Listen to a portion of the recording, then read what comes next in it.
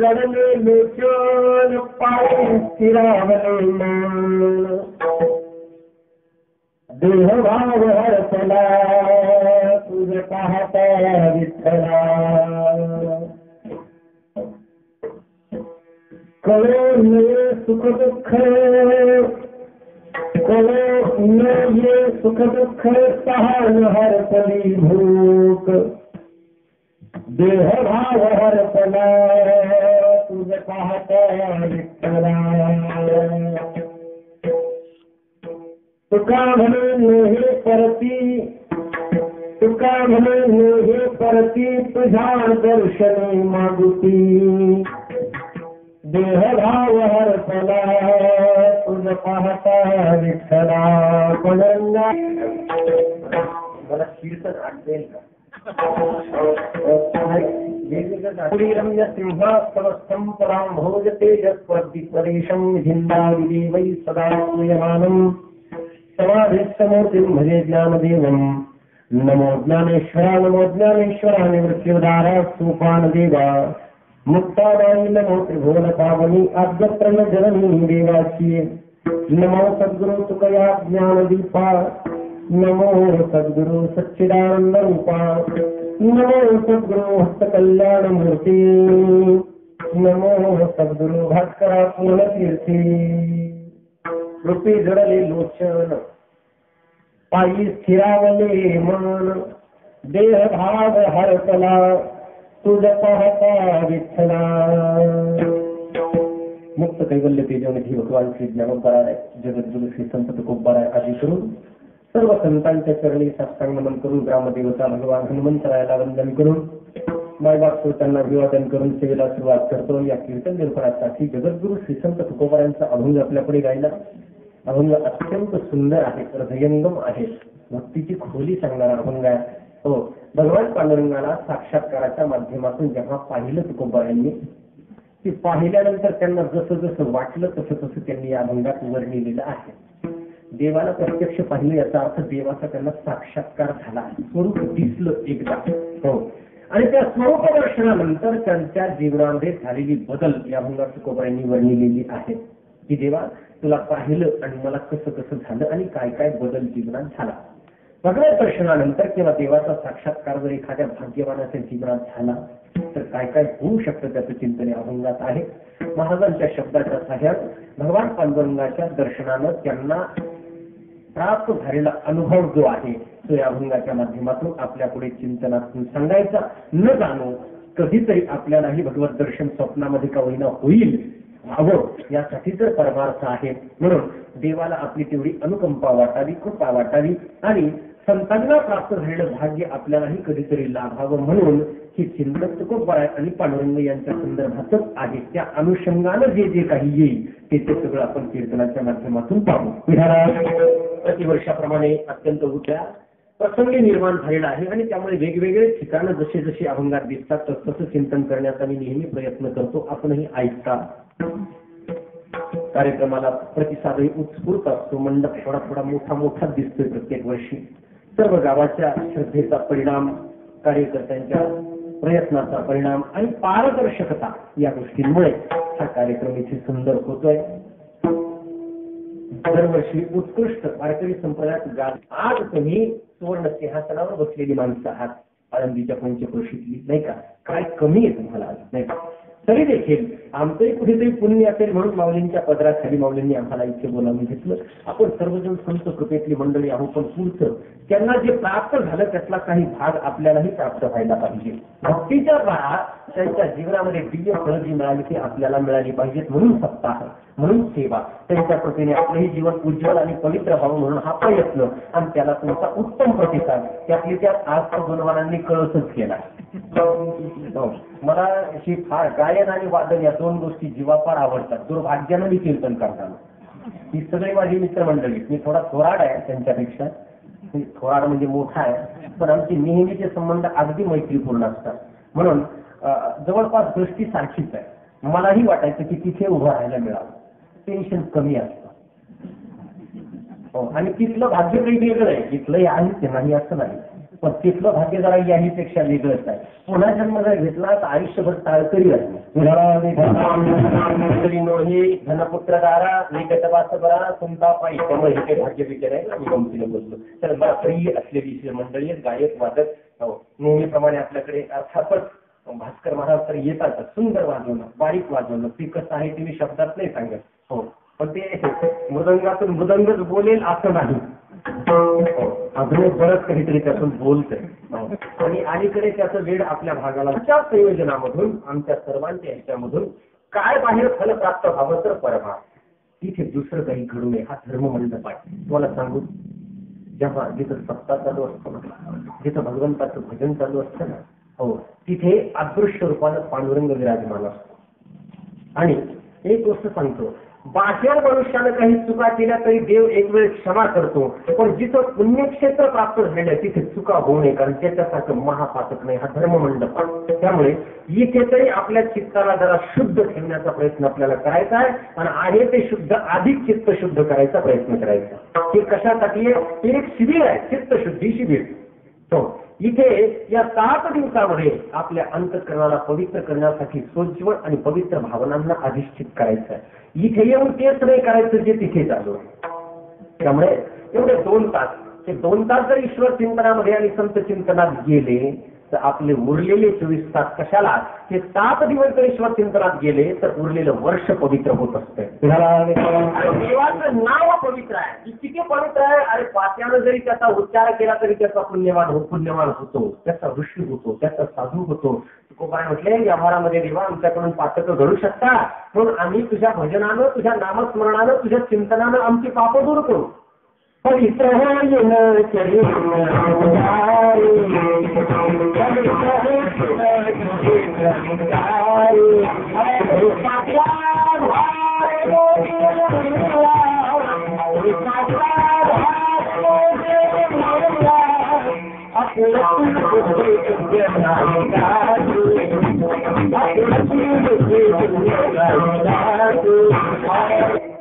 म्हणतात, देवा तुझ्या चरित्राच्या उच्चारणाने मी पवित्र होईल. जीवन पवित्र होत आहे, अंतःकरण पवित्र होत आहे. मात्र चरित्र उच्चारण आणि चरित्र चिंतन रूपाच्या आधारे केलं जातं. रूप देवाचं स्वरूप.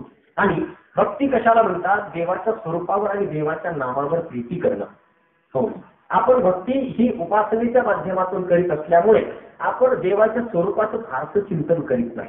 पण संतांनी देवाच्या स्वरूपाचं जे जे काही वर्णन केलं ते अत्यंत बारकाईने केले. देवाच्या स्वरूपाचं, देव दिसतो कसा, देव आहे कसा, सगळे बारकाईनं वर्णन केलेले आहे. भगवान श्रीकृष्णाचं इतकं सूक्ष्म वर्णन संत सोडून कोणी केलेलं नाही. हो, भक्ती स्वरूप प्रधान आहे, सगुण प्रधान आहे. निर्गुणाची भक्ती नाही, निर्गुणाच्या उपासना वेगळ्या. मग देवाची भक्ती करायची म्हणजे नेमकं काय? त्याच्या स्वरूपाबद्दल प्रेम उत्पन्न व्हावं.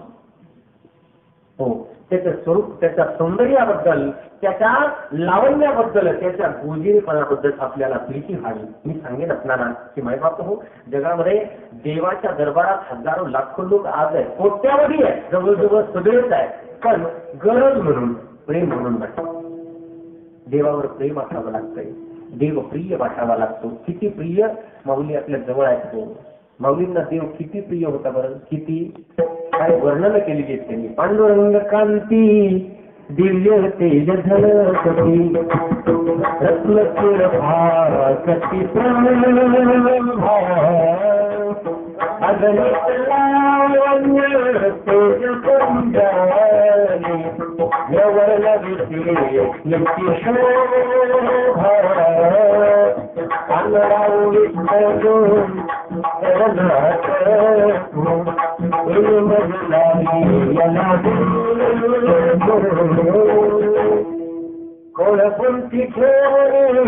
वर्णन काय आहे? देवाच्या स्वरूपाचं त्यांना वेळ लागतं. आपण स्वरूपाचं चिंतन करीत नाही. स्वरूप चिंतन केलंच पाहिजे. काय करावं? हो, की मनुष्य मात्राला काय आहे, आपण जगाकडे जितक्या आसक्तीनं पाहतो तेवढ्या आसक्तीने एकदा देवाकडे पाहतो. एकदा. हो, काय आहे, मनुष्याला विश्वासी संपर्क येण्याची 5 इंद्रिय आहेत पहा, ज्याला ज्ञानेंद्रिय म्हणतात. लहानपणी लेकरू जेव्हा लहान असतं ना, फार सुखी असतंय, फार सुखी. हो, लहान मुलाचं सुख आपण अनुमानू शकत नाही. अनुमानेना ते आपल्याला सांगत नाही. आपल्यालाही कळत नाही, पण अत्यंत विमलता आणि तृप्ती त्याच्या जीवनात असते. एकदा पिलं ते पोट भरलं त्यासाठी नंतर इतकं चांगलं हसतंय, म्हणून लहान मुलाचं हास्य माणसाला कधीच जमणं शक्य नाही.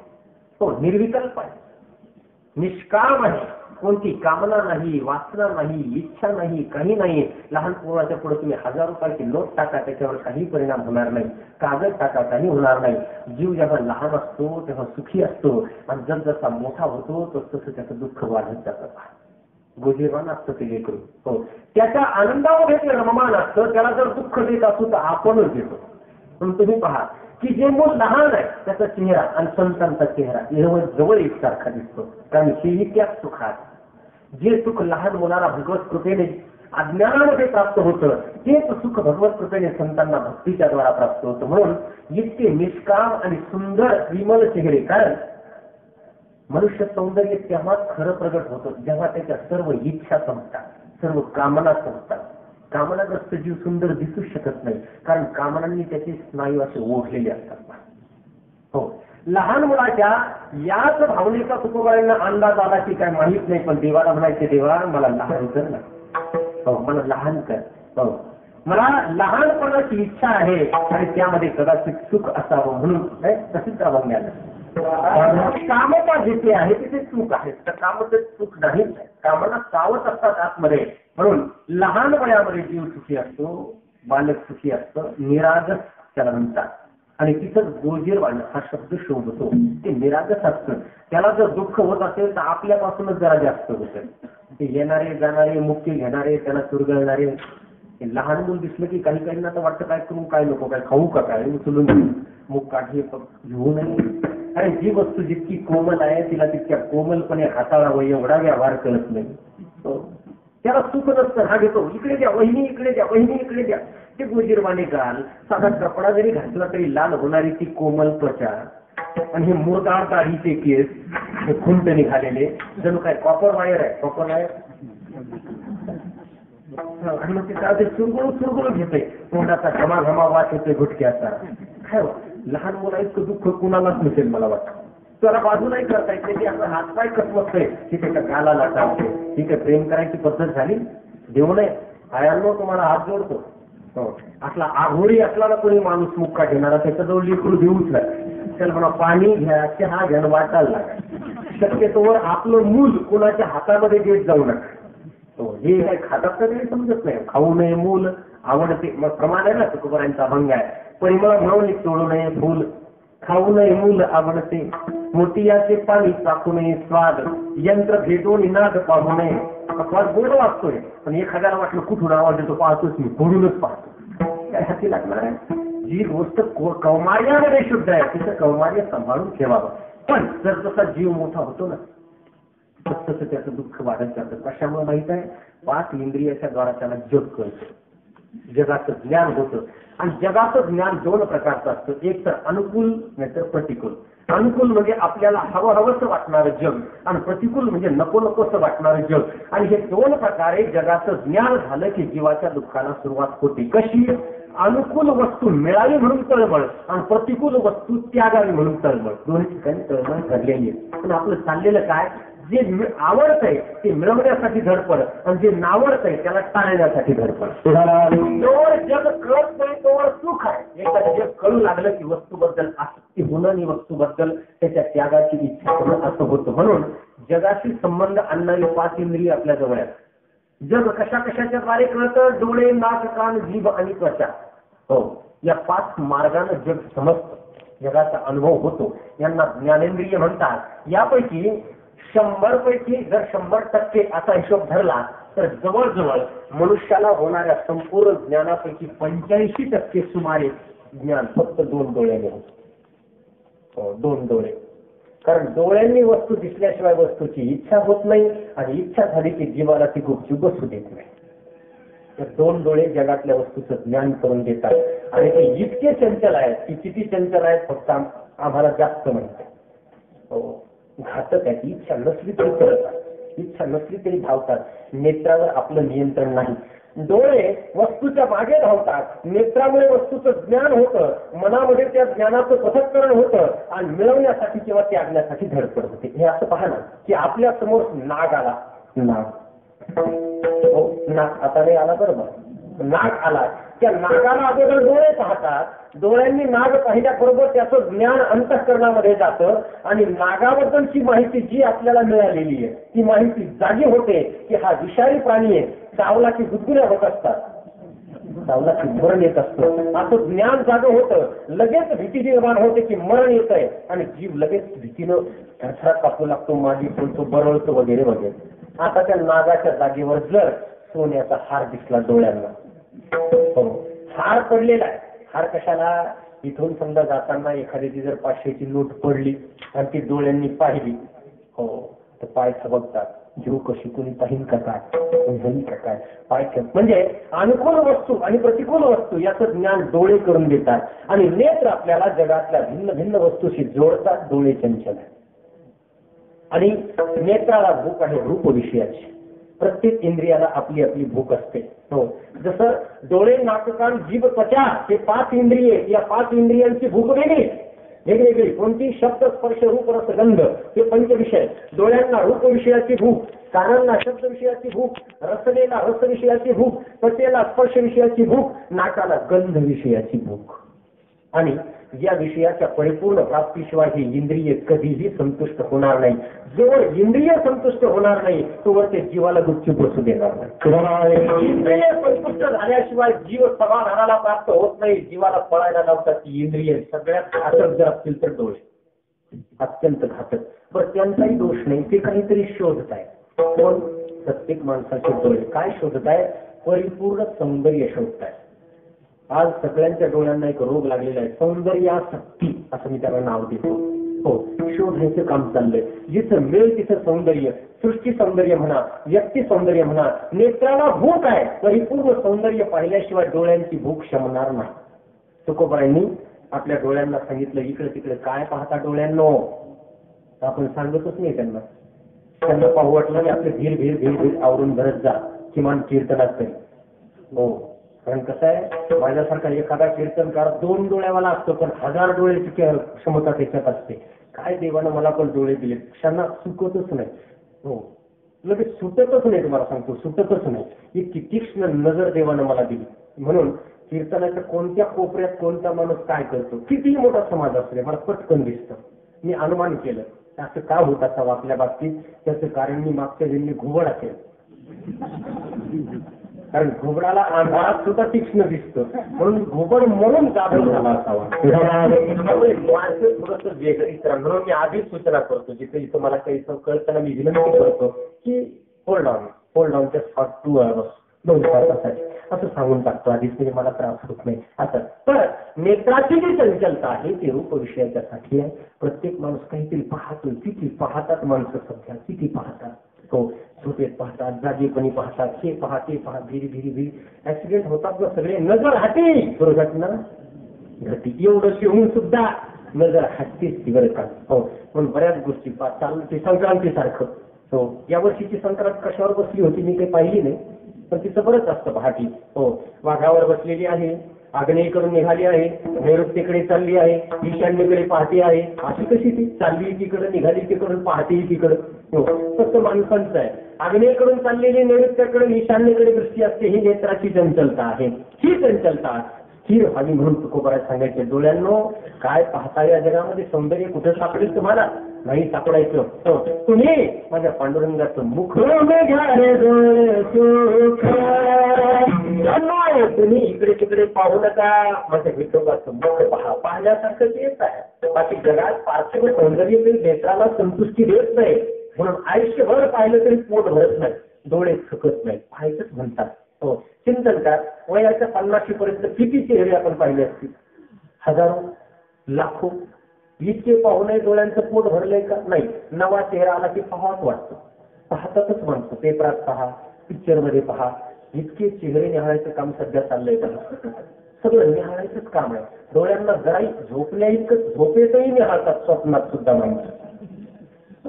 नेत्राचं संयम नावाची वस्तूच उरली नाही. ते जातील तिकडे जाऊ द्यायचे का? संयम करावा.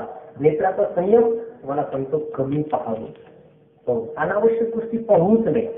पाहतातच माणसं, काय झालं लगेच पाहायला. रस्त्यावर 10 माणसं जमलेली असली, काय झालं बघा, हो लगेच बघण्याची तयारी. डोळ्यांना जितकं आपण दाखवू तितकी ऊर्जा डोळ्याची क्षीण होत असते, तेज राहत नाही. हो, तुम्ही गांधारीबद्दल ऐकलं असेल. गांधारी धृतराष्ट्राची पत्नी, गांधार देशाची कन्या, शकुनीची बहीण, सामान्य स्त्री आहे. पण त्या गांधारीनं आपल्या पतीच्या अंधपणामुळे डोळ्यावर काळी पट्टी बांधून घेतली. वा रे वा, गांधारी पुन्हा दुसरी झाली नाही असं. हो, एकच झाली. डोळ्यावर काळी पट्टी बांधली त्या गांधारीनं आणि तिच्या नेत्रवृत्तीचा किंवा दृष्टीचा संयम झाला. त्या गांधारीची दृष्टी इतकी तीक्ष्ण झाली तुम्हाला सांगतो की जेव्हा तिनं पहिल्यांदा पट्टी उघडून आपल्या मुलाकडे पाहिलं तर त्या नेत्राच्या तेजामुळे हो त्या दुर्योधनाचा देह वज्राचा झाला, वज्रासारखा कठीण झाला, खडकासारखा. हे कशाचं सामर्थ्य आहे? नेत्रवृत्तीच्या संयमाचं सामर्थ्य आहे. म्हणून बिनकामाचं खरंच पाहू नये, ज्याची गरज नाही ना ते पाहूच नाही. पण टीव्ही बापा त्यांनी तर घराचा ताबा घेतला, किती चेहरे नव्यानं दिसतात. हो, घरातले माणसं जरी अंगभर कपड्याचे दिसत असले तरी 5-5 वर्षाच्या पोरांना अर्धनग्न स्त्रिया दिसतात. मग ते विचार करतात की असं कसं हो, हे असं कसं. खरं तर त्या लहान लहान पोरांना हसले बारीक पोरांना ताबडतोब हसू येत नाही असं लहान. खरं तर लहानपणी जेव्हा टीव्ही नसेल, तुम्ही कल्पना करा, टीव्ही नसेल त्या काळामध्ये लहान मुलांना काही प्रसंग लग्न होईपर्यंत पाहायला सुद्धा मिळत नसते. बरोबर आहे की नाही? त्यांना पाहायला मिळायचं काय काम आहे? एक स्त्री एक पुरुष एकत्र आले, गाणंच म्हणू लागले, मागं पुढे पळायला लागले, आलिंगन द्यायला लागले, हे पाहायला मिळायचं काही चान्स नाही त्या काळात नव्हता. त्यामुळे मनात चलबिचल व्हायचं काही काळच नव्हतं. त्यांच्या मनात चलबिचल नाही. आता परिस्थिती अशी आहे, चॅनल सुरू केलं की अशी चित्र त्यांच्याकडे दिसतात की ते विचार करतात हे क्यों हो रहा है, ते क्या हो रहा है. आणि म्हणून यामुळे झाले काय माहित आहे, वयाच्या अगोदर मनुष्याच्या जीवनामध्ये विकारांची उत्पत्ती होऊ लागलेली आहे. ईश्वराच्या नियमाप्रमाणे किंवा सृष्टीच्या नियमाप्रमाणे काही विशिष्ट वयातच माणसाच्या विकारांना उत्पन्न व्हावं लागत असते. विशिष्ट वयात, विशिष्ट काळात. अलीकडे तो काळ अलीकडे यायला लागला. मला नवल वाटतंय की संतांना हे कसंच कळलं असेल. नाथ महाराजांना समजलं होतं पहा. हो, त्यांनी कलियुगाचं महात्म्य महात्म्य कसं म्हणता येईल, कलियुगाचा परिणाम सांगताना ज्या गोष्टी बोलून दाखवलेल्या आहेत. खरं तर त्याचं ते महात्म्यच म्हणावं ना, का म्हणू नये.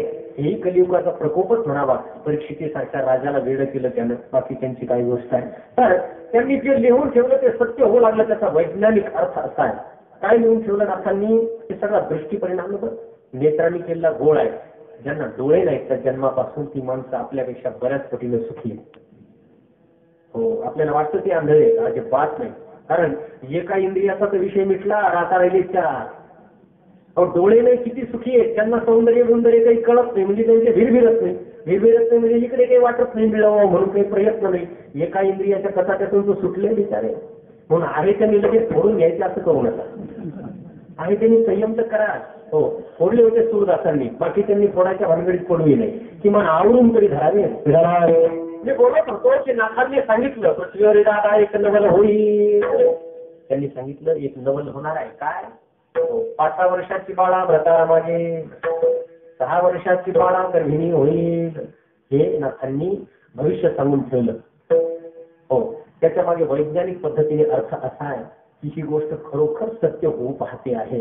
त्याचा परिणाम नेत्र चंचलता आणि सृष्टीची उत्तान अनावस्थ अवस्था. हो, कसं झाले पहा. एक 100 वर्षापूर्वी जर आपण अभ्यास केला तर जुन्या महिला मंडळांना माझं म्हणणं समजेल. एक 100 वर्षापूर्वी रजोदर्शनाचा कालावधी 16 ते 18 वर्षाच्या काळापर्यंत पुढे होता. 16 ते 18 या काळात रजोदर्शन होतं. जुन्या काळात रजोदर्शन समजेल तुम्हाला. हो, 16 ते 18. पण 50-60 वर्षातच असं झालंय की ते रजोदर्शन अलीकडे आलंय. आता 12 ते 14 वर्षाच्या दरम्यान रजोदर्शन होत आहे. मागोमागे काय येऊ लागलंय? हा कालावधी मागे कसा काय लागलाय? पुढे नाही गेला, तो मागे आला. याचा अर्थ काय?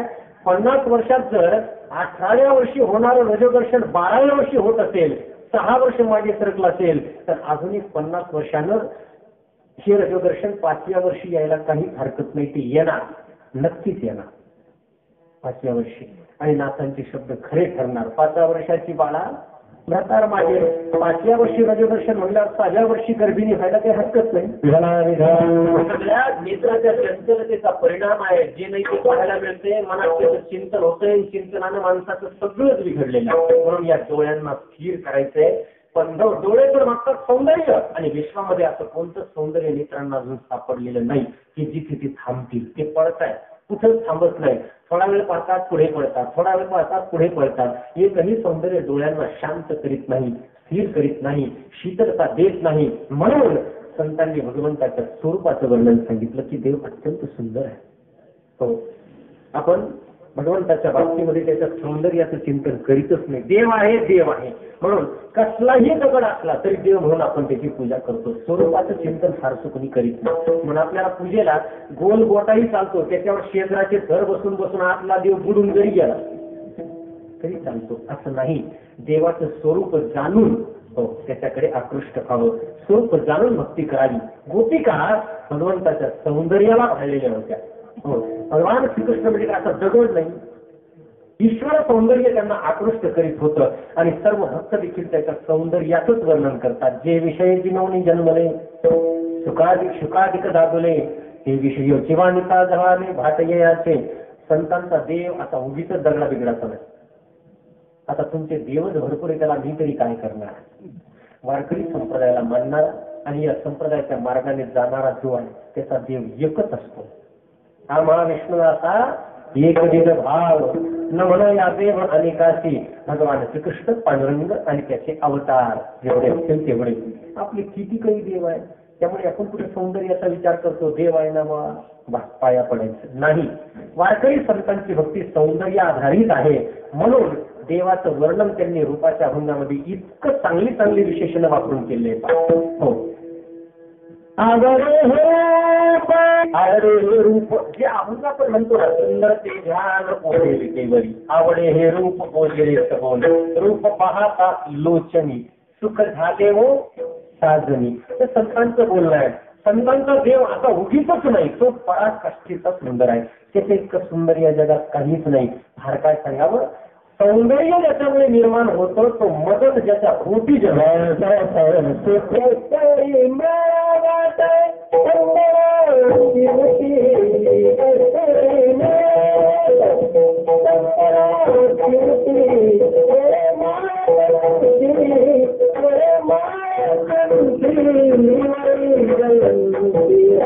वर्णन आहे देवाचं स्वरूपाचं आहे. पहा, जाणून घ्यावं, तुमच्या पाया पडतो. देव इतका सुंदर आहे. संतांच्या शब्दाकडे थोडं लक्ष द्या. असा नाही तो उगीच. वारकरी संप्रदायानं संतांनी देवाला इतक्या सौंदर्य रूप दृष्टीनं पाहिलंय आणि ध्यान करून करून त्यांचं जीवन पवित्र झालं. देवाच्या रूपाच्या ठिकाणी त्यांची दृष्टी स्थिर व्हायची. आपण आपलं पाया पडतो, जास्त डोकं फेकतो, काही उपकार नाही, काही करू नये नाही म्हणतो, काही होत नाही. होत्यानं निरर्थक काम करण्यात आयुष्य दिले. पण अजून इंद्रिय झाले ना, अजून पाहावं वाटतंय. काय पाहणार आडाच्या मासाच्या देहामध्ये. इथं कुठं सौंदर्य आहे का? मनुष्य कुठं सुंदर असतो का? पंचमहाभूताचं जग कुठं सुंदर असतं का? कसं असेल? हो, माणूस सुंदर जर आहे तर ते का टिकून राहत नाही? हाडामासाचा देह, कातडी जर वजा केली तर टिळक यावी अशी परिस्थिती आहे. हो, आतमध्ये जर पाहिलं तर एका एका छिद्रात घाण भरलेली आहे. 9 ठिकाणी फाटलेला हा देह आहे. याला तुम्ही सुंदर समजता? याच्यामध्येच अडकले लोक फोटोज ठेवतात, घरातच लावतात. इकडून पिक्चर पहा, हो म्हटले काय विश्व सुंदरी, म्हटले काय मिस वर्ल्ड. आणि कशाचं वर्ल्ड? प्रत्येकाच्या पोटात किलो 1.5 किलो घाण साचलेली असते प्रत्येकाने. काय सुंदर आहे याच्यामध्ये. हो, हे सौंदर्य जवळ गेलं की कमी कमी कमी होत जात आहे. हो, माणसं येडे झाले. नवल वाटतंय मला की दरवर्षी तोच उरूस करतात, तेच तमाशे ठेवतात. हो, रात्रभर तमाशा होतो. आणि ते दुर्भाग्यानं माझ्यावरती वेळ आली पाहायला. एका गावातला उरूस, रात्री तमाशा झाला. मस्त लोकांनी डोळे चालू चालू जवळून पाहिलं, सगळं झालं असेल. दुसऱ्या दिवशी सकाळीच्या गावात जायचा योग आला आणि सकाळच्या हजेरीच्या आधी त्या बाया दात घाशीत बसल्या होत्या. हा काय चित्र होतं ते. जर जाऊन पाहता त्यांनी दात घासले का? काय नाही. देवा इतकं सुंदर काय असणार आहे की मीराबाई म्हणायचे सुंदर, आणि माणूस नाही म्हणायची माझ्या भगवंता इतकं सुंदर कुणी नाही. हो, बघता त्यांना त्याचं सौंदर्य कळलं. त्याच्या इतका सुंदर आणि त्याच्या इतका सुकुमार गोजीरवाना कोणी नाही, हे डोळ्यांना सांगावं. जगात सौंदर्य नाही आहे, जाऊ द्या, मला काय करायचं. जगातलं सौंदर्य सगळं लांबी भरलेल्या भिंतीसारखं आहे. आपण नाही का प्लास्टर करतो आणि त्याच्यावर मग लांबी घोटतो आणि मग लस्टर पेंट. नाही, लांबी वजा केल्यानंतर काहीच सुंदर नाही, काहीच नाहीये. खरं जग खरंच आहे ते विद्रूप आहे, अकराळ विक्राळ आहे, भयंकर आहे. हो, मी सांगतो तुम्हाला, चिंतन करायला काय हरकत आहे. एखाद्या चेहऱ्यानं फारच जर आपल्या नेत्रांना ओढून घेतलं तर त्यावेळी काय लक्षात आणायचं माहित आहे. लाईटच्या डीपीवरती एक लाल बोर्ड लावलेला असतो पा, खतरा धोका बिजली का दबाव. पण अशी त्याच्यावर एक अशी खोपडी असते, डोळे बसलेले, ती असे दाती चकलेले नाक, हो, आणि अशी दोन हाडं असतात अशी. तशाच टवक्याने तर काय आहे त्यामध्ये सांगा बरं. जरा माऊस वजा केलं तर आतमध्ये त्याची खोपडीच आहे. त्यामुळे एखादा चेहरा फारच नेत्र ओढायला लागला की ती खोपडी लक्षात आणायची, मी आलीच असतो. आपण डोळे मागे फिरतात, ते कुणाला आवडते ती कोणी आहे तशा खोपड्याच आहेत. माऊस वजा केलं की खोपड्यात येतात, ते आधी अत्यंत सुंदर दिसतात की त्या खोपडीला ही अशी चकलेली खोपडी आहे. देव सुंदर आहे, त्याच्या सौंदर्याची सीमा नाही. म्हणून संतांनी केलेलं पांडुरंगाचं वर्णन इतकं सुंदर आहे. सर्व संतांनी नामदेवाला म्हणायचे, हो मी पाहिलं हो त्याला, किती सुंदर आहे तो. देखील लागे माई यमुनेच्या तिरी, सुरुवात काय, हात खांद्यावरी राधिकेच्या, इतका सुंदर आहे. कसा दिसतो, गुंजावरण डोळे, माथा बाबर झोटी, मयूर पिष्टवे पुच्छवेष्टी शोभत असे. त्याच्या विषात अशा थाल प्रदेशावर कुरड्या कुरड्या केसांची महिर आलेली आहे. केसांचा सुंदरसा मुकुट आहे, त्यावर मयूर पुच्छ आहे. हे वर्णन आहे, त्यांनी पाहिलंय तसं. म्हणून परमार्थाची सगळ्यात पहिली अवस्था ज्याला भक्ती करायची, त्याला देवाचं सुंदर पण जाणावं. किती सुंदर आहे, किती छान. काकड आरतीच्या अभंगात काय वर्णन आहे देवाच्या सौंदर्याचे. किती शोभतोय भगवंता तू, किती चांगला आहे तू, किती आकर्षक आहेस तू, रूपाचे सगळे अभंग. तुझ्या गुणवर्णनामध्ये अंतःकरणाची तृप्ती होत नाही. सांगू, ध्यान करीत जावं सगुण मूर्तीचं. मी व्यवहार नाही सांगणार, असा माझा अभंगच व्यवहार सांगण्यासारखा, की सगुण मूर्तीचं ध्यान करावं. आपल्याला आवडणाऱ्या देवाची सुंदर प्रतिमा आपल्या घरात आणावी. कोणताही देव, राम असेल, श्रीकृष्ण असेल, पांडुरंग असेल, ज्ञानोबराचं कुंभार आहे, सौंदर्याची ही यांच्या इतकं सुंदर कोणी नाहीच. मला ज्ञानोबरांचा इतका सुंदर चेहरा अजून दिसत नाही, दिसला नाही, जगात नाहीच सोडा. का, तृप्त झालेले महात्मे म्हणून सुंदर आहे. तृप्ती नंतर उमटणारी सौंदर्य काही वेगळेच असतात. अतृप्तीमधले सौंदर्य सगळे लिपाकृती केलेले, इकडून म्हणजे खोटं हसलेलं, खोटं काय सत्य आहे. म्हणून आपल्याला आवडणाऱ्या देवाची प्रतिमा आपल्या समोर आणून ठेवा, घरामध्ये देवाऱ्यात करून पहा. याला ध्यान म्हणतात, प्रतीक ध्यान. हो, आवडणारा पाहिजे मात्र. मग कृष्ण कुणाला आवडेल, पांडुरंग कुणाला आवडेल, राम कुणाला आवडेल, मात्र तो सुंदर पाहिजे. देव हा चित्ताला वेधून घेणारा पाहिजे, भीती वाटणारा नको. काही काही देव असे भीती वाटणारच आहेत. काही काही देवे असे आहेत, हातभर जीभ बाहेर आली, ती जीभ बाहेर इकून या हातात मुंडकं, या हातात मुंडकं, 10-12 हात, त्या मुंडक्यातून रक्त गळतंय. अरे आपलं कुठे देव असतो का? देव सुंदर गोजीरवाला पाहिजे. त्या वणीला गेलो मी तर कधी दुसऱ्या देवाला जातच नाही, पाया पडत नाही, पण गंमत म्हणून बघायला गेलो. हो, कारण ती देवी आहे, अंधारात पाहिजे भीती वाटेल तिची. असंच एक सुंदर काय कशासाठी समजत नाही. देव कसा गोजीरवाना मधुर, त्याला पाहिलं की पाहतच राहावं असं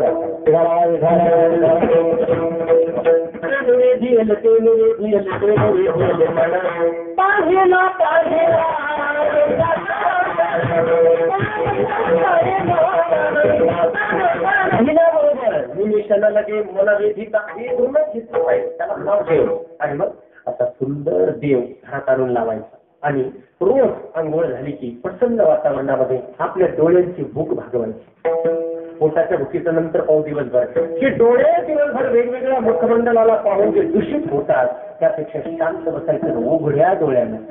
देवाला पायापासून केसापर्यंत, मुकुटापर्यंत नुसतं निहाळायचं. अत्यंत प्रिय अंतःकरणानं, अत्यंत आसक्तीनं, निहाळणं सुद्धा आसक्तीनं असावं. अत्यंत आसक्तीनं. अगदी त्याच्या पायाच्या नखापासून तुम्ही ध्यान करा.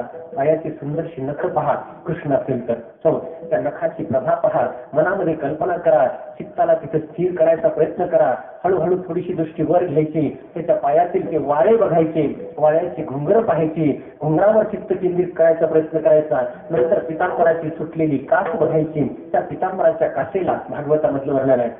अर्थात ध्रुवाला ध्यान करण्याची पद्धती जी सांगितली गेली ना, ध्रुव ध्यान हे प्रकरण आहे. भगवंताच्या पितांबराच्या काशीला सुटलेले मोती पहावे, ते सुवर्ण आभूषण पाहावं. पितांबर पिवळा आहे, त्याची प्रभा जणू पसरलेली आहे, सर्वत्र पिवळा प्रकाश पडलेला आहे.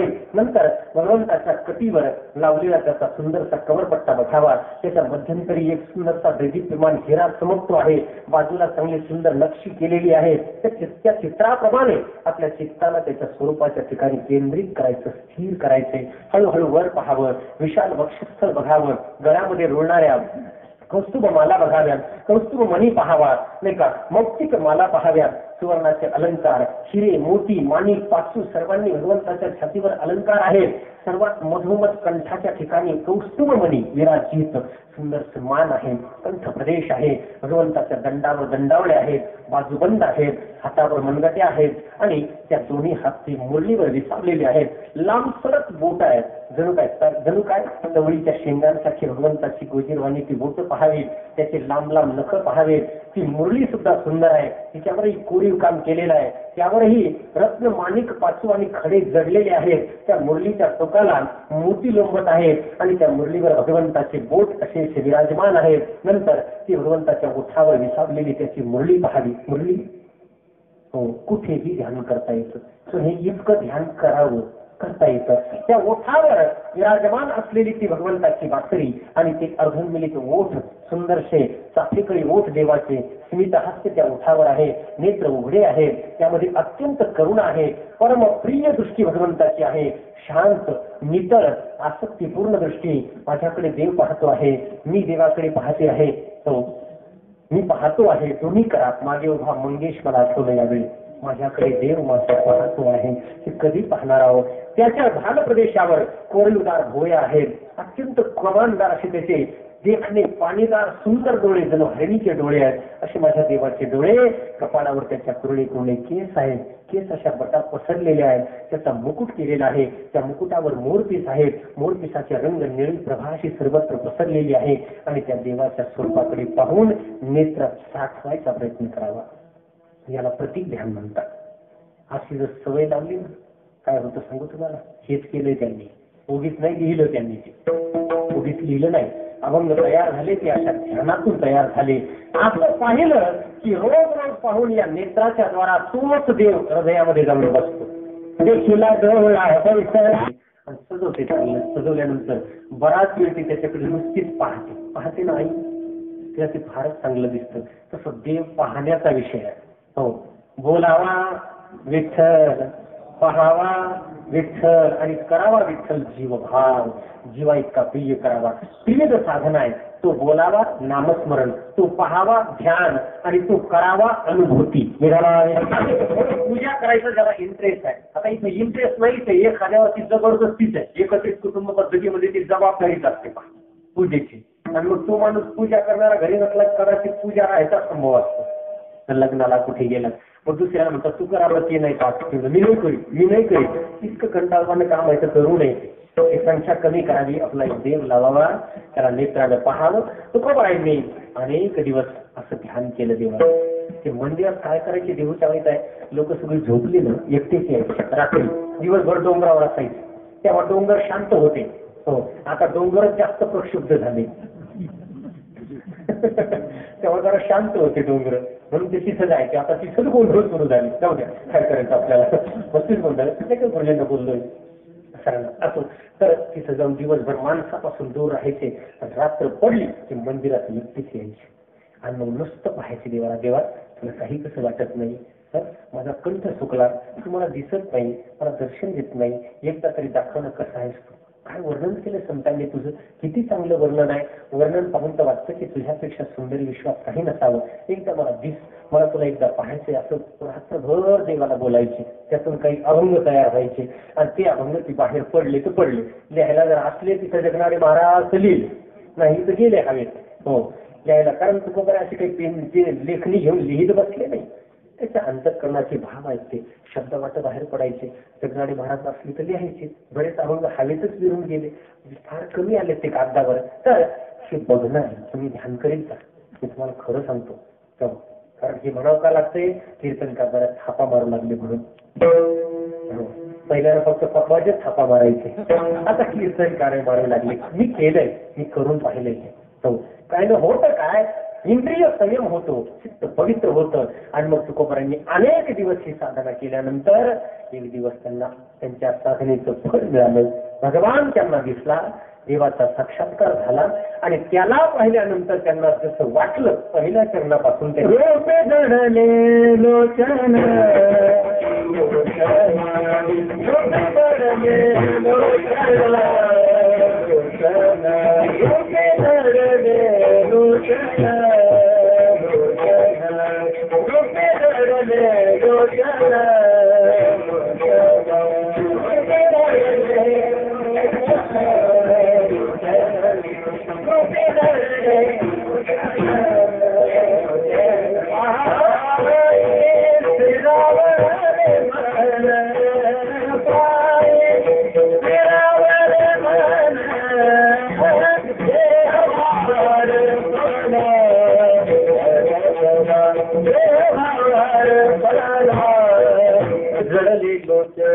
लोचन म्हणजे डोळे. हो, जर देवाच्या स्वरूपावर थांबले तर लोचन आणि बाकीच्या स्वरूपाकडे वळले तर लोचक. लोच हा शब्द एकच आहे ना दोन्हीमध्ये, फक्त ल किंवा ट चा फरक आहे.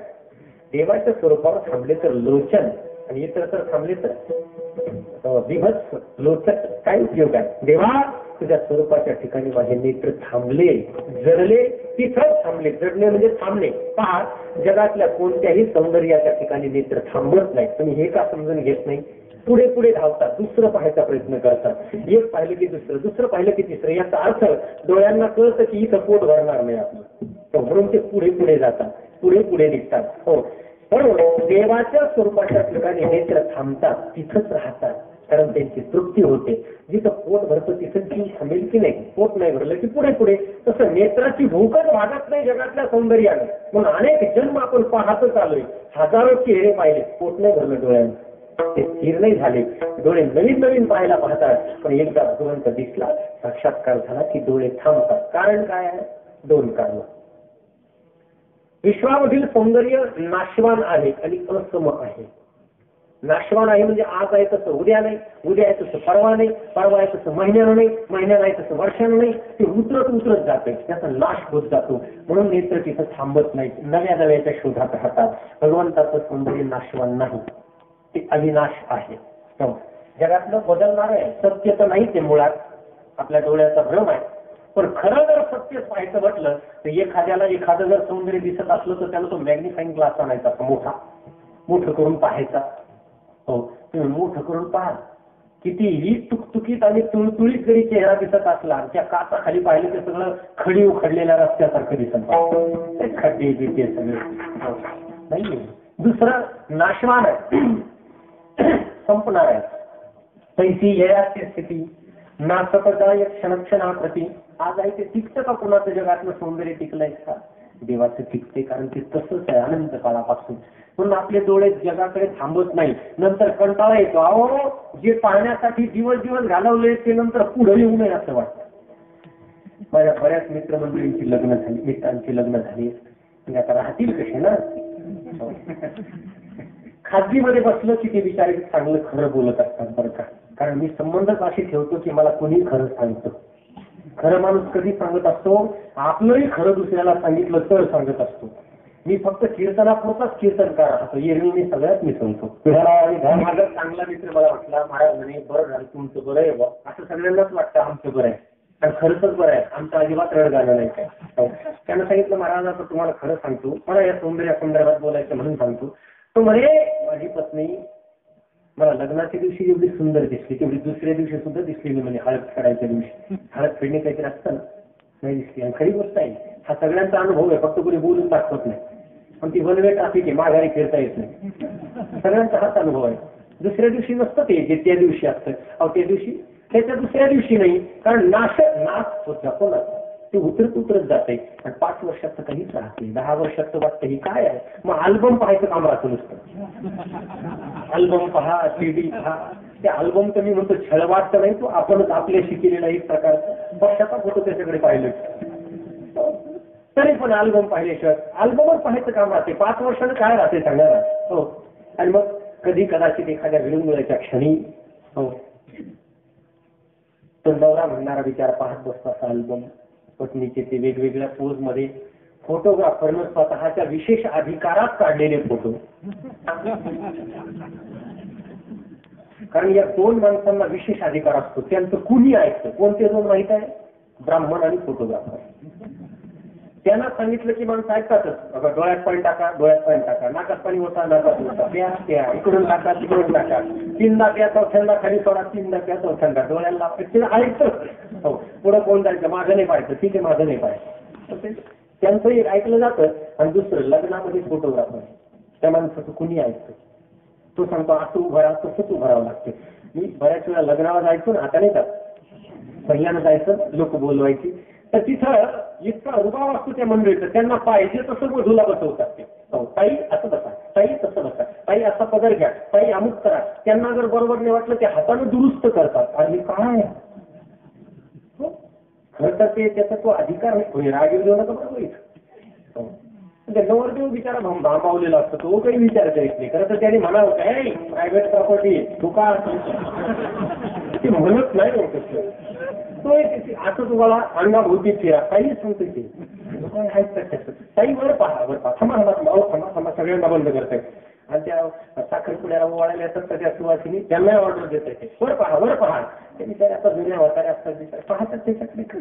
सगळ्यांना मनाप्रमाणे राबून घेणारा तो कॅरेक्टर फोटोग्राफर. आपल्याला अल्बम चांगला पाहिजे असतो. मग कधीतरी रिकाम्या क्षणी हो विरंगुळ्याच्या वेळी अशा बसते बाकी काय तू बसतो नवरदेव फोटो पाहतो. फोटो मधली ती त्याची त्या काळची वधू सुंदर असते अगदी फोटो घेतो. आणि प्रत्यक्षातली पाहतो स्वयंपाक करते, केस विचकलेले किंवा उतरलेलं सगळं सौंदर्य नसतं. ते त्याली होत नाही, राहत नाही, हो नाशवान सौंदर्य तसं त्याली होईल. मग इकडे पाहतो, तिकडे पाहतो, इकडे पाहतो, तिकडे पाहतो. मनातल्या मनात त्या जुन्या काळातलं गाणं कदाचित गुणगुणत असावा. कोण होतीस तू काय झालीस शिवाय तुम्ही असं वाढवलं मला पण नाव ठेवतील. माझा तो पण पाठा भरपूर आहे. आता काय करणार.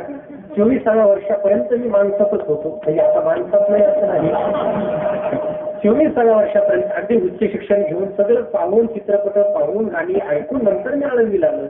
आता मी आलो बारीक बारीक पोरांसारखा चला आळंदीला. मग अर्धाच राहिलो असतो. सगळ्या विश्वाचं अध्ययन करायला मिळालं नंतर पण मार्फत आलो. म्हणून आता मागे करायचं कामच नाही. मागं कोण फिरतं माहित आहे. अर्धवट सोडून आले की ती लगेच मागे जातात. आता मागे नाही. आता केलंय शकून हे भयान जाऊ दे आपण मूळ मुद्द्यावर राहू असं पाहतो. कदाचित नुसती ती तोच पाहतो. पत्नीला असं नाही. कधी कधी तिचंही काम संपतं, लाईट नसते, टीव्ही बंद असतो, तीही अल्बम काढते, तीही पाहते. त्या सुटापुटात कोणताही मुलगा चांगलाच दिसतो. कपड्याचा परिणाम मला कपडा आहे ना, ते कपडे ते सूट आहे ना, माझं तर सरळ सरळ असं म्हणणं आहे की ते लग्नाचे कपडे 3 पीस वगैरे ते कपड्यांचाच परिणाम एवढा आहे की आपल्यासोबत फिरणारा पोरगा पण वेगळाच दिसतो त्या दिवशी. बरोबर आहे. वेगळा राजबिल्डा दिसतो.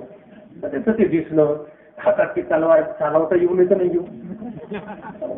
आई तर मोठी ती पाहते रुबाबदार अगदी तो रुबाबदार त्या फोटोतला तो नवरा आणि प्रत्यक्षात लुंगी लावून बसलेला बेजार झालेला चेहरा पडलेला नाकातली केस मिशातले केस तोंडात. ही कसं काय कॉम्बिनेशन. नाकातली मिशातले तोंडात माणसाचं जाणारं खचरणारं नाशवान सौंदर्य आणि देवाचं कानोबारा म्हणतात देवा कोण्या माणसा पोटी जन्मला रे तू. तुझ्या ठिकाणी सौंदर्याची विषमता नाही समता आहे. म्हणून तुला पाहतच राहावं असं वाटतं.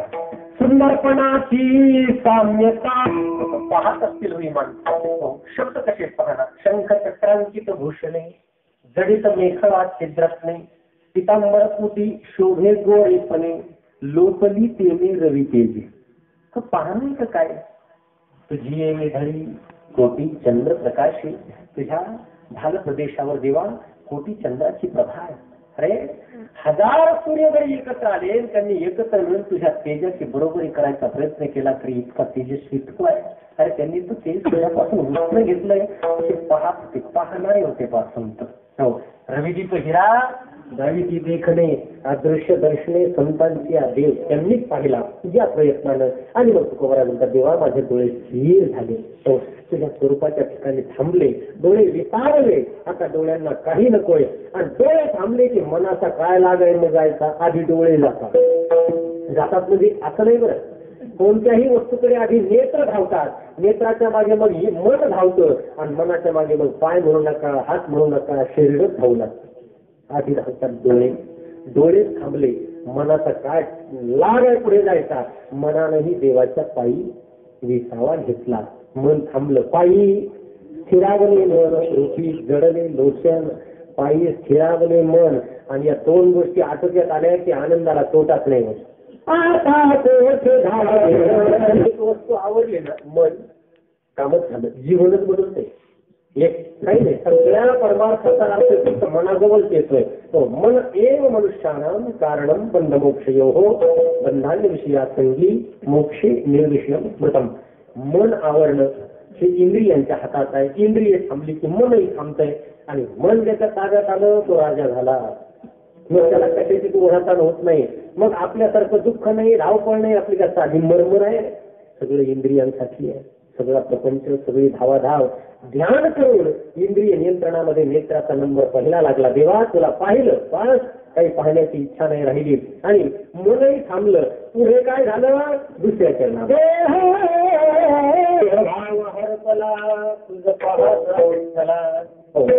चिंतन आणि हा अवलंब घेण्याचं कारणच तुम्ही सगळे त्याच्या माझ्या डोक्यात नव्हतं या फुलावर चिंतन करावं. कारण याच्यामध्ये प्रमाणांची भरपूर देवाचं वर्णन करायचं ना काय करायचं लोकांचं आपल्याला बाबा तुझं प्रपंचाचं वर्णन आपण नाही मांडलं दुसऱ्याच्या पुढे प्रपंचाची ती ईसपणी कळली बसतात आमच्याकडे ईसपणी म्हणतात.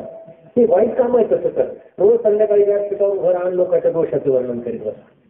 करायचं नाही त्याला म्हणतात घरचं खान दुसऱ्याची धुनी घ्या. एका अर्थानं नको वाटतं कधी कधी वाटतं देव सांगावा भक्ती सांगावी वैराग्य सांगावं काही वेगळ्या लेवलचं कीर्तन करावं. पण कीर्तनही अलीकडे तसंच झालंय. लोक तशीच कीर्तनं जास्त ऐकायला लागली. निंदा टीका तिथे काय होतं माहित आहे जे इथे ते सोडून बाहेर त्यांची निंदा जास्त चालू असते. शेतकरा निंदा जुगार काय करायचं आपल्याला जो पिन तो सुखी होईल विचारा. हो जसं अन्नदाता सुखी हवं जसं दाता सुखी हो तसं पिता पण सुखी हो. काय करायचं अन्नदाता सुखी हो मद्यपिता सुखी हो काय करू विचार जो तर कुणीही आनंदी राहावा ही संतांची भूमिका आहे. हो ज्ञानोबराचं म्हटले सगळ्यांना सुख मिळावं. माझ्या बापाचं काय चाललंय किंबहुना सर्व सुखी बोल हो लौकी म्हणजे आदिप्रोखी अखंडित सगळे सर्वेत्र सुखीनच संतू. पण हे कीर्तनाच्या व्यासपीठावर उभं राहिले की लोकांचे विनाकारण सातबारे आठ वेळ काढून बसणार. काय काम आहे आपलं ते काम नाही देव सांगावा. म्हणून तुम्हाला सांगतो जाऊ दे आग लागू जगाला आपल्याला काय करायचं आपण आपलं ध्यान करावं. आपला देव चिंतनानं हृदयात बसवावा. मी बोललो तसा तुकोबरा म्हणता देवा तुला पाहिलं आणि देहभाव हरपला. हो आपल्या देहभावाची आपल्याला जाणीव आहे.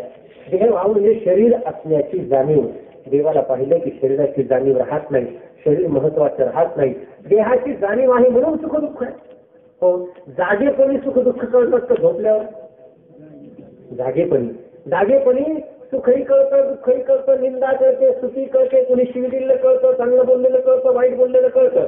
झोपल्यानंतर आणि मेल्यानंतर काहीच कळत नाही कारण देहभाव नसतो. झोपेमध्ये कुठे देहभाव असतो का नाही. झोपेमध्ये काय असतं आवृत्त ब्रह्मभाव असतो. आता हे थोडे शास्त्रीय शब्द सांगत आहे. झोपेमध्ये जीव जास्त सुखी असतो कारण जग कळत नाही देह कळत नाही म्हणून झोपेमध्ये सुखही नसतं दुःखही नसतं. पहा आवृत्त ब्रह्मसुखाचा आनंद असतो. देहभाव कळला किंवा देहाची जाणीव झाली की सुख दुःख कळतात.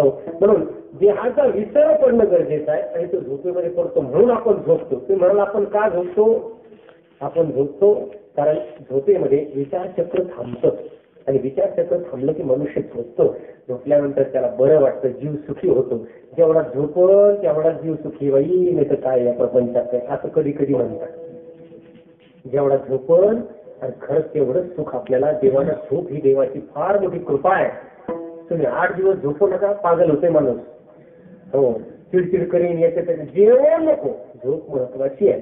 त्यामुळे झोप ही घेतलीच पाहिजे. माऊलीने सांगितलं, निद्रे ही मानवी जे अवसरे येते, योग्य वेळी झोप ही घेतली पाहिजे. फक्त कीर्तनकाराला झोप मिळत नाही. त्या क्षेत्रात सगळं चांगले, पण झोप नाही पाहिजे जीवाला. झोप नाही म्हणून पचत नाही, पचत नाही म्हणून चांगलं काही नीट चालतच नाही. कायम प्रवासात लोक कीर्तन ऐकून जातात आणि गोधडीची उभीचा आनंद घेतात आणि आपलं रस्त्यावर गाडी दाबीत असतो. झोप नाही, हो गरजेची आहे. झोपेमध्ये एवढं वर्णन काय केलं, ज्याला चांगली झोप लागते तो भाग्यवान समजावा. त्याला झोपू द्यावं. झोपलेल्याला उठवू नये, पाप सांगितले शास्त्रामध्ये. झोपलेल्या माणसाचा निद्राभंग करू नये. तो ब्रह्मसुखाचा आनंद आवृत्तपणे का होईना घेत असतोय, तेवढाच आनंद आहे. त्याला झोपू द्यावा, ती एक समाधी आहे. त्याला उठवू नये. फक्त 5 जणांना उठवायला सांगितलंय. कोणाकोणाला? 5 जण काय ते असं सांगितलं, प्रवासी, विद्यार्थी, रखवालदार, उठीवान आणि स्वयंपाकी, त्या 5 जणांना उठवावं. झोप मोडली तरी चालते. कथे निद्राभंग करावा भोजने. आणि दुसरं कीर्तनात झोपलेला त्याला घालून उठवावं. बाकी त्यांना उठवू नये. पण काय होतं माहित आहे, झोपलेला माणूस पाहिला की जाग आलेल्या माणसाच्या पोटात उगीच जाग उठतो. तू काही कारण नसताना आता त्याला येते ना झोप, पण झोपलेला पाहिला की आता ज्याला झोप येत नाही त्याला राग येतो. मग ते म्हणतात, अरे तुम्ही काय परपंच करायचे, तुम्ही काय पोटाला पोळवर खायचे, आणि सूर्यवर आला तरी झोपलेले राहताय. वय संपलं की वय गेलं की झोप कमी होते ना जरा. 40च्या पुढे तो 40च्या पुढे झोपच येत नाही. 12-1 वाजेपर्यंत ते खोकत राहतं. मध्ये नुसती दुखली लागल्यासारखी होती की 3ला पुन्हा जाग येते. आणि मग आता काय करायचं, मला धड करून काकड्याला मग काकड्याला सगळ्यांचं नाही म्हणून बरं मी खायचं. असं झोपू द्या, चांगलं आहे. झोपेमध्ये जीवाला आनंद असतो. माऊलीने सांगितलं म्हणून निद्रेमध्ये सुखदुःखाची जाणीव नसते. हो, झोपेमध्ये झोपलेल्या माणसाच्या जवळ उर्वशी आली काय त्याला आनंद नाही, आणि झोपलेल्या माणसाच्या जवळ एखादा नाग आला काय ज्याला दुःख नाही. अशी होळी आहे. निगृताचे अंगेशी पापतैसी उर्वशी. हो, झोपलेल्या माणसाला शिवाय दिल्या तरी काही आहे, सुख नाही, दुःख नाही, अनुष्ठा आनंद आहे. हो, ताप जरी त्याच्या जवळ येऊन पडला भीती नाही, आणि उर्वशी जरी जवळ येऊन त्याच्या बसली. उर्वशी माहिती कोण? नाही उर्वशी घरी आपल्याला कशाला चित्रपटातल्या नटांची नावं घेऊ नये. कशाला घ्यायचं आपण नाव? उर्वशी म्हणजे स्वर्गातली अप्सरा असं म्हणून. बाकी काय करायचं? तर उर्वशी माऊलींनी शब्द वापरला म्हणून आपण वापरू. यांचे सुद्धा नाव घेतात, बरं नाही तर त्यांच्यासाठीच तर आपण बरंच काही करतो, आणि त्याच्यामुळे आपली लेवल बरीच खाली आणतो. विक्रीत आला तसं ताप आणि उर्वशीचं सुखदुःख नाही, तसं देवा तुला पाहिलं, देहभाव संपला, आता मला सुखही नाही दुःख नाही, कळव नाही सुखदुःख.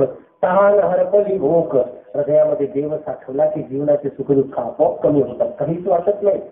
हार मिळालं म्हणून उन्मत्तही होत नाही मनुष्य, आणि सगळं संपलं तरी दुःख होत नसते. आनंदाला धीरजणच लागत नाही. संतुष्टी, संतुष्टम सततम योगी म्हणतात. संतुष्ट सततम योगी यथात्मा दृढ निश्चय, या मताप्रमाणे नेहमी जीव संतुष्ट राहतो. सगळं संपलं तरी दुःख होत नाही, भरपूर मिळालं तरी सुख होत नाही. त्याला म्हणतात जगन. हे थोडस मिळालं की लगेच पाहू द्यावं, लगेच चारशी हो, लगेच पाठीमागे काय घ्यायचं, बघतोच काय मुद्रा कर. पुन्हा तो फळकले तुला मुद्रा करायला, हरपाट्या मुद्रा कर लिहितो, बायको तरी मुद्रा करीन तुला, काय लिहितील गाडीवर तपासणे, बघतोच काय मुद्रा कर. अरे पासून पाहिला तुला कोण मुद्रा करी. हे असं काही लिहू नये, आबरू जाते, आपली लायकीच स्थगत होते. गाडीवर आपण काय लिहितो याच्यावर आपली लायकी समजत असते. असं काही लिहू नये. अक्कल कमी जरी असली तर तिचं प्रदर्शन करू नये. मी मूर्ख आहे उगाच का लिहून दाखवा. ती 1-2 गाड्यावरच वाचलं, बघतोच काय मुद्रा कर, मुद्रा कर, त्याचं काही उरलेलं असते. ओपन चॅलेंज कोणाला देतो, आणि हे सगळं चालू असतं MH14च्या टाकूतच. MH28 मध्ये जाऊन असं करून पहा. ती खरं तर तयारच असतात लोक. ज्या त्या भागात गेलं ना त्या त्या भागातल्या गाड्यांवर भारीच लिहिलेलं असतं. काय करायचं आपल्याला? हो, हे थोडं जरी आलं तरी उन्नत होणं आणि संपल्यानंतर कोसळून पडणं हा जीवाचा स्वभाव आहे. पण भगवंताच्या दर्शनानं सुख आलं तरी मनुष्य माजत नाही, दुःख आलं तरी कोसळून पडत नाही, साम्य स्थिती राहते. करुणे सुख दुःख काल हरपली भूक तुकोबाराय म्हणतात. आता तहान नाही, भूक नाही, जास्त नको, काही नको, असलं तर संतुष्टी, नसलं तरी संतुष्टी. का? तुझं दर्शन झालं. आणि सरते शेवटी तुकोबाराय म्हणतात, देवा तुझ्या स्वरूपाच्या चिंतनानं, ध्यानानं, तुझ्या भक्तीनं आम्ही अशा अवस्थेवर पोहोचलो आहोत की आता इथून पुन्हा मागे जाऊन सामान्य जीवाप्रमाणे सामान्य विचार आम्ही करणार नाही, पुन्हा मागे परती घेणार नाही. साधनेची गरज आहे. खडतर साधना आपल्याकडून होणार नाही. योग, समाधी योग या गोष्टी होणं शक्य नाही. हो, चांद्रायण व्रत आपल्याकडून होणार नाही. पण राहता राहिली सोपी साधना भक्ती, आणि तीही आज्ञामान करण्यात काही अर्थ नाही. देवाच्या सगुण स्वरूपाचं ध्यान करणं आपल्याला जमण्यासारखं आहे प्रापंचिक जीवनामध्ये. कारण साधनेनं चित्ताला स्थिरता येत असते. इंद्रिय नियंत्रित राहतात, संगवाद नियंत्रित राहतो, विचार शुद्ध होतात. आतमध्ये क्लिअर असलं की बाहेर ऑटोमॅटिक सगळं क्लिअर होतं.